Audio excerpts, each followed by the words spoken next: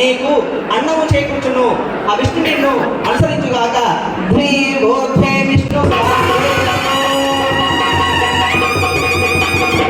త్రీని వ్రతాయ విష్ణు స్థానవేతు. ఓ యువతి, నాతో కలిసి 3వ అడుగులో అడుగు వేయము. అలా వేయడం వల్ల నీకు వ్రతాధికార యోగ్యత సిద్ధించును. విష్ణు నిన్ను అనుసరించుగాక.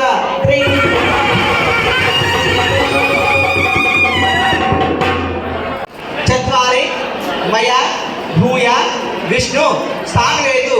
ఓ యువతి, నాతో కలిసి 4వ అడుగులో అడుగు వేయము. అలా వేయడం వల్ల నీకు యజ్ఞయాగాది క్రతువులు నిర్వహించుటకు విష్ణు నిన్ను అనుసరించుగాక.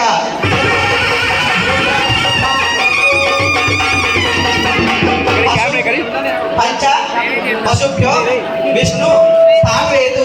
ఓ యువతి, నాతో కలిసి 5వ అడుగులో అడుగు వేయము.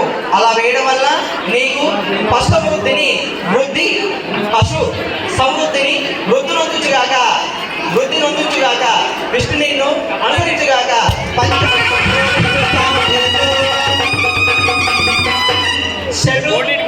ఋతుభ్యో విష్ణు స్థానవేతు. ఓ యువతి, నాతో కలిసి 6వ అడుగులో అడుగు వేయము. అలా వేయడం వల్ల నీకు ఋతుక్రమం అనేది సక్రమంగా వృద్ధి నొందుగాక. ఓ విష్ణు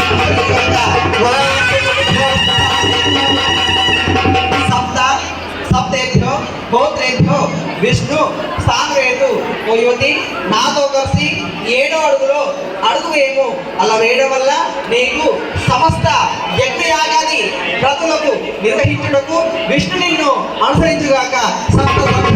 విష్ణు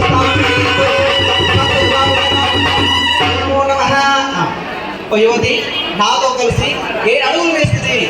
నేను ఆకాశం వంటి వాడను, నీవు భూమి వంటి వాడను. కావున ఆకాశము భూమి ఎల్లవేళ్ళగా అన్యోన్యతగా ఎలా ఉంటుందో మనము కూడా జీవితాంతం కూడా సుఖ సంతోషాలతో ఆయుర ఆరోగ్యాలతో